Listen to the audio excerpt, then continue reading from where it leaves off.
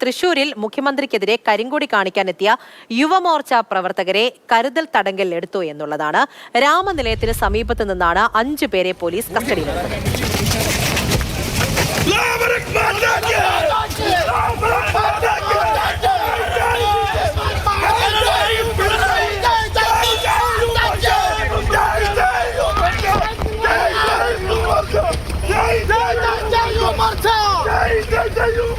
MS ലിഷോയുണ്ട് വിവരങ്ങൾ നൽകാൻ. ലിഷോ, എപ്പോഴായിരുന്നു ഈ ഒരു പ്രതിഷേധം ഉണ്ടായത്? പോലീസ് നടപടി എങ്ങനെ?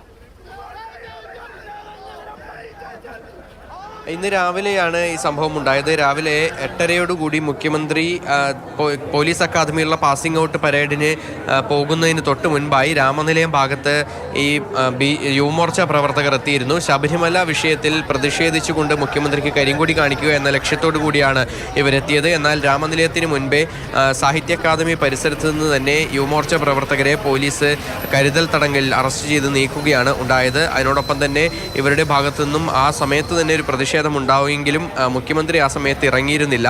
അതിനുശേഷം യൂത്ത് കോൺഗ്രസ് പ്രവർത്തകരും ഈ പരിസരത്തേക്ക് തന്നെ എത്തിയിരുന്നു. യൂത്ത് കോൺഗ്രസ് പ്രവർത്തകരെയും പോലീസ് കസ്റ്റഡിയിലെടുത്തു. ഇന്നലെ ഷാഫി പറമ്പിലിന് നേരെയുണ്ടായ ഷാഫി പറമ്പിലിന് മർദ്ദനമേറ്റ സംഭവവുമായി ബന്ധപ്പെട്ടാണ് യൂത്ത് കോൺഗ്രസ് പ്രവർത്തകർ ഈ മുഖ്യമന്ത്രിക്ക് നേരെ പ്രതിഷേധിക്കാനായി എത്തിയത്. അവരെയും അറസ്റ്റ് ചെയ്ത് നീക്കുകയാണ് ഉണ്ടായത്.